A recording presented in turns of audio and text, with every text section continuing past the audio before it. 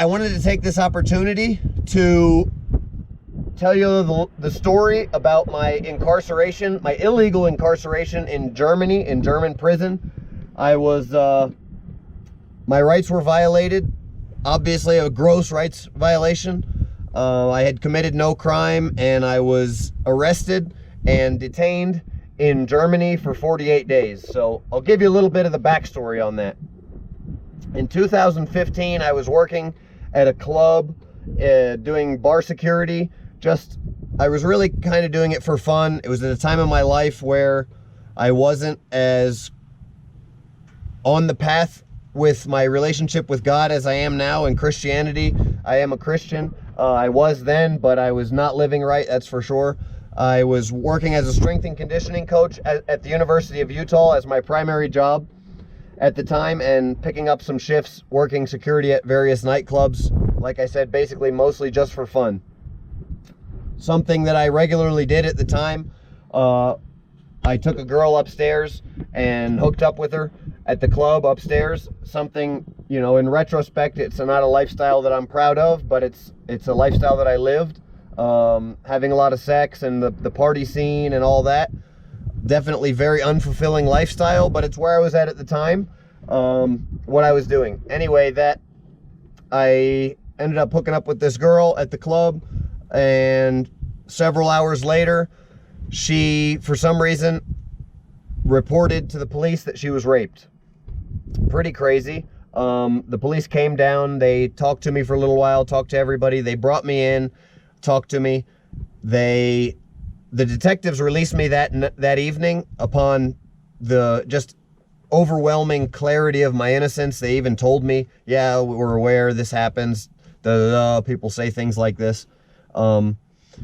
Story is, the girl was trying to get back with her ex-husband at the time. Her friends found out that we hooked up, and she came up with this story. I don't really know. At this point in time, I'm still trying to get all this figured out. So by the time this video posts, it'll be over. But as of right now, it's just a crazy hardship. Anyway, let's get into the German prison thing.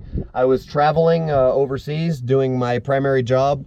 I was going from Honduras to El Salvador to Spain and then Germany.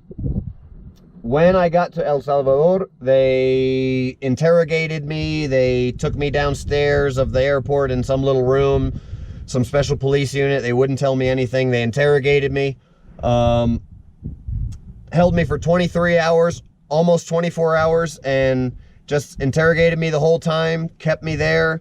And somebody from either, you know, some high up organization in the government agency in the US came in and was watching the interrogation. I still don't know any names, any branches, anything like that. They let me go to my connecting flights. They did a control in every country. They control in Spain, a control in Germany. And then at this point in time, Interpol was doing a international surveillance procedures. They were watching my movements through these countries, and they were following me. There were several times I saw people following me while I was in Germany, and like I said, I was brought in for control, full search, all my gear, everything tested for drugs, all kinds of stuff. In El Salvador, they were asking me, where's the gold? Where's your gold? I had been working with, you guys know, I'd been working with some gold operations down in the jungles of Honduras. So they were doing everything they could do to try and find something illegal on me. I don't do illegal things, so, you know, I make sure everything's as legit as it can be before I do anything. Obviously, this whole trip, everything was legit. They brought in the people I was working for, my contractor, the people that contracted me. They brought them in for questioning, and everything checked out, and every time. So they like I said, they test all my stuff for drugs. They couldn't find anything. So I was in Germany for several days going about my business, and then one day I was in Nuremberg, Germany. I was at a conference for the guys I was working for, and some guys approached me. I had a name badge for the conference that was blocked as a ticket. I went to scan the ticket, and the ticket was blocked. So I went over to the ticket counter, and two of the guys that I had seen following me since I'd been in Germany approached me and said, hey, is your ticket blocked? First they asked me in German, and I said, yes, my ticket's blocked. In English, I returned that. And they said, okay, in English, they said, we can help you with that, come with us. I knew at that point something big and something bad was going on. Well, turns out Interpol Washington had issued a warrant for some special branch of the German police to come pick me up. They brought me into a back room.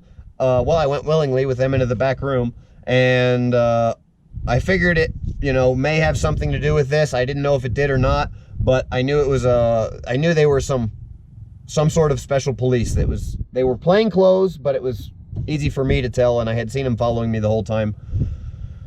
I had been in contact with my lawyer for 2 years before this. I had been trying to get somebody from Utah to look at this case. I'd been trying to press charges on this woman for filing a false police report. Nobody would talk to me about it. Nobody would say anything.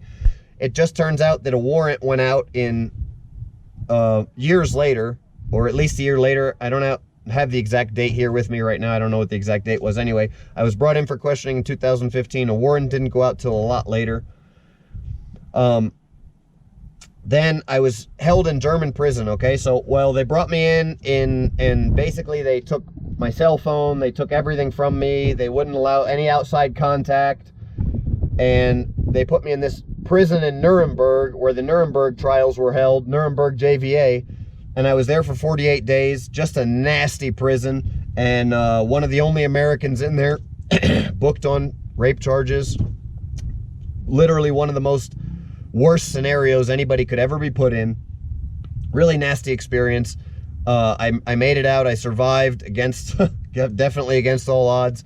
And fun fact, I was in the room that at one point in time that Hans Göring, I believe is his name, the head of the Luftwaffe, killed himself in, took the cyanide pill during the Nazi trials, Nuremberg trials. And half the prison's old, half of it's new. I was in the new half, other half. It's 23-hour-a-day lockdown prison with no outside contact. Very mentally taxing. And the 1 hour you get to go outside and you get to walk the yard. And it was, the time I was there, it was freezing. It was below zero. And they gave us basically rags. They were clothes, but they make them all there and they just suck. So it was like, if you want to go outside, you got to go out and freeze. Really, there's that, for the guys that are real big troublemakers, they do some kind of a chemical lobotomy to these guys. Just crazy. You see guys that you didn't know, or you see guys that you knew, and they go and get this treatment. They stay in what they call the bunker, which is underneath the prison. They give them this treatment, and they come back, and they're zombies. I've been told that they never regain their full memory. They never regain their full motor skills. They drool on themselves, shuffle around. So just a really nasty thing, guys. It's a prison where you have to walk the line. You can't be a punk or you'll get punked. People will take advantage of you. There's guys in there with what they call bitches, where they make them do everything for them, wash their underwear, do all that kind of stuff. And then the other end of the spectrum is if you get into a nasty fight, the guards will give you a chemical lobotomy, and you'll never be the same again. There's people walking around that don't remember their friends, don't remember their co-defendants because they've had this chemical lobotomy. Another crazy thing about German prison is there's hardly no Germans in there. Germany, they started this open border system like the rest of Europe, and now so there's open borders, anybody can come in, and then basically they're doing this campaign against arresting everybody with a foreign passport. There's people who've been sitting in there in this prison in Germany for 4 months, literally for passport verification. If you're from Eastern Europe, Russia, West Africa, anywhere in Africa really, or anywhere in the Middle East, they'll arrest you and bring you down, and they'll say that they're sending, or they may even send for your country for verification of your passport. But if it's a third world country, they're not going to verify your passport. So there's all these guys sitting in there who committed no crimes. They just got picked up for control, they call it, or for a check on their credentials to see if they're terrorists or not. What they do is they make these guys work. They make money off of them. It's just a crazy system what they're doing down there in Germany. And I was in Bavaria, which is Bayern, the free state of Bayern, and they have more strict laws and more control over their citizens and less freedoms than they do in all of the rest of Germany. So it's even crazier there. And it's Nuremberg is the worst prison in Germany. So, you know, I was there, and that's about the situation. You know, if you guys got any questions, comments, you can comment below. I'll let you know some more.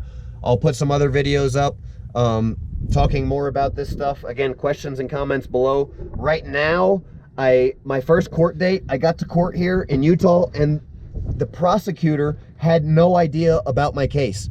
So they had spent hundreds of thousands of dollars on extradition process, sent a team of U.S. Marshals out to pick me up, flew me back on planes and handcuffs and shackles, you know, tens of thousands of dollars actually. And there's no telling how much money. It could have been over $100,000 that they spent on my extradition.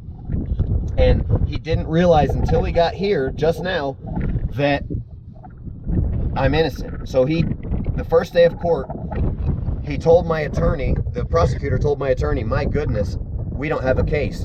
And that's the first time the prosecutor's ever told my attorney that.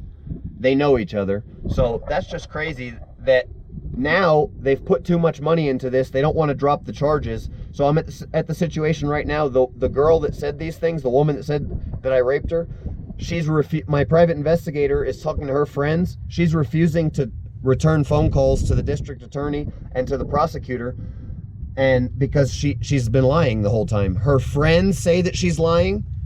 All of the people at the club say that, yeah, that's something that happens regularly. They walked hand in hand together, myself and the girl. We kissed before she left. She was making jokes and everything out front of the club with the people, all happy. There was zero signs of rape whatsoever. There's no body damage to either one of us. You know, it's just a crazy situation, guys. By the time this video is posted, it will all be over. So, you know, I have faith, and my faith in God and my Christianity, and the one thing that this really did well for me is really helped me. You know, that time in prison, I couldn't have made it without God, in prison in Germany. And my faith really was solidified. And I have faith right now that I'll make it through this. And I won't go to prison for the rest of my life. But they're trying to put me in prison for the rest of my life for a crime that they know I didn't commit. So I want you guys to know that. I want you guys to know the horrors of the American justice system. I want you guys to know the difference between written law and practice law and how things really work. And also that in Utah, one of the only places in the States that somebody can just say something, okay? You could say, hey, this person's driving recklessly, and you get arrested for it, whether you were driving recklessly or not. You can say, hey, this person raped me. You get arrested for it.